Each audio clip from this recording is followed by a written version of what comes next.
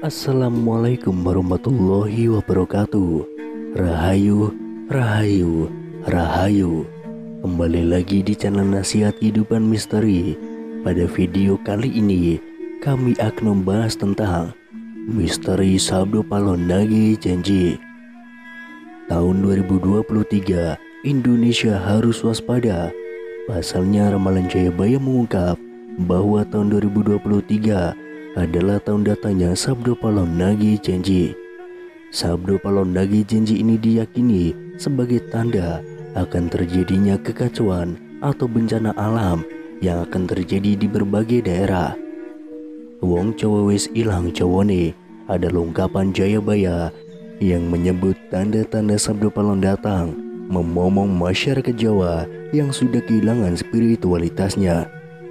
Berdasarkan ramalan Jayabaya mengungkapkan bahwa masyarakat Jawa menunggu datangnya masa Sabdo Palon Nagih Janji, kemudian kekacauan merajalela di mana-mana. Tercatat dalam ramalan Jayabaya, dalam serat Sabdo Palon Pupu 4 bersumpah akan muncul kembali sebagai pamomong tanah Jawa setelah 500 tahun runtuhnya kerajaan Majapahit.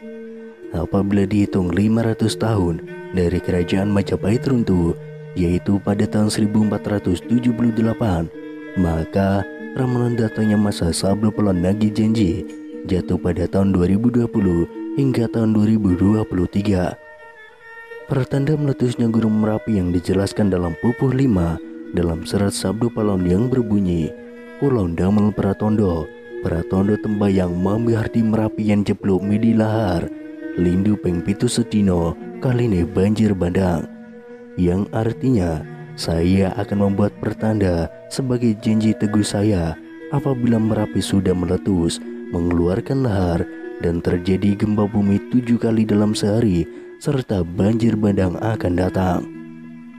Dalam serat Sabdo Palon Pupuh 13 disebutkan akan ada ombak munggah daratan, yang artinya merujuk pada sebuah bencana tsunami.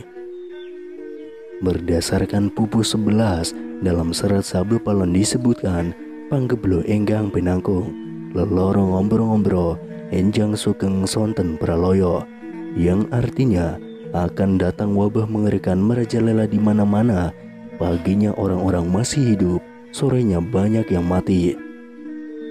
Selain itu akan ada juga kejadian sosial di mana perpolitikan akan memanas di tanah Jawa sehingga Indonesia menjadi carut marut.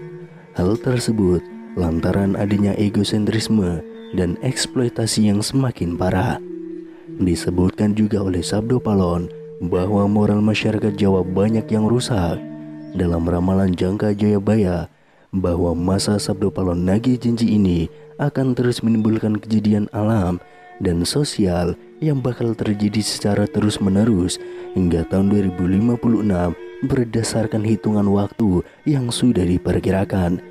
Tidak hanya tentang wilayah Pulau Jawa yang disebutkan oleh Sabdo Palon dalam ramalan jangka Jayabaya, tapi masa Sabdo Palon meliputi satu Nusantara atau Indonesia. Itu artinya dari Sabang sampai Merauke diramalkan sama-sama akan mengalami kejadian bencana alam dan sosial yang sama. Datangnya rentetan peristiwa tersebut akan terjadi secara beruntun atau silih berganti dan tidak menentu. Perlu diketahui, Sabdo Palon merupakan tokoh legendaris, pandita, penasihat kerajaan Majapahit, penguasa terakhir yang beragama Buddha dari kerajaan Majapahit di Pulau Jawa. Beberapa ramalan Jayabaya terbukti pada beberapa dekade terakhir. Namun sebagai masyarakat, kita tetap berdoa dan berikhtiar agar Indonesia selalu aman dan damai tanpa ada bencana di tahun 2023. Sabdo Palon Nagih Janji ini berawal saat Pulau Jawa dikenal angker pada zaman dahulu, hingga Syekh Subakir yang diutus untuk menyebarkan agama Islam harus menghadapi tantangan hingga membuat perjanjian Sabdo Palon dengan roh halus penguasa wilayah yakni Ki Semar Badranaya. Perjanjian Sabdo Palon itu dibuat sebagai kesepakatan antara Syekh Subakir yang datang menyebarkan agama Islam ke Pulau Jawa yang terkenal angker dengan roh halus penguasa wilayah yakni Ki Semar Badranaya. Diceritakan pada masa dahulu, Pulau Jawa terkenal angker yang dikuasai roh halus Ki Semar Badranaya.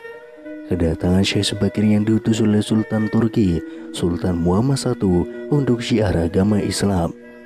Setelah keduanya terlibat pertempuran dan sama-sama kuat, Syekh Subakir dan Ki Semar Badranaya akhirnya membuat kesepakatan melalui sebuah perjanjian yang disebut Perjanjian Sabdo Palon. Namun kedatangan Syekh Subakir dalam melakukan syiar Islam di Pulau Jawa saat itu harus mendapat rintangan hingga harus membuat perjanjian dengan Ki Semar Badranaya sebagai roh halus, sebagai danyang atau penguasa wilayah di tanah Jawa. Syekh Subakir dikenal sebagai orang yang berhasil menumbali Pulau Jawa yang terkenal angker dan wengit pada dahulu kala. Saat itu Sultan Turki, Sultan Muhammad I, mendapatkan petunjuk untuk melakukan penyebaran Islam di Pulau Jawa, sebuah tempat di tanah Jawa yang dalam pengaruh magis begitu kuat. Mulai dari jin hingga setan menghuni setiap sudut tanah Jawa yang saat itu masih berbentuk hutan belantara. Diutuslah rombongan para alim ulama untuk mendatangi Pulau Jawa guna melakukan syiar Islam. Namun alangkah terkejutnya Sultan Muhammad I karena hampir seluruh rombongan tersebut tewas akibat perbuatan para lelembut penduduk tanah Jawa yang tidak mau menerima ajaran Islam. Namun petunjuk harus dijalankan sehingga utusan berikutnya dikirim ke Pulau Jawa yang angker itu. Sosok utusan itu terkenal alim, ahli ruqyah, memiliki kemampuan untuk berinteraksi dengan dunia gaib.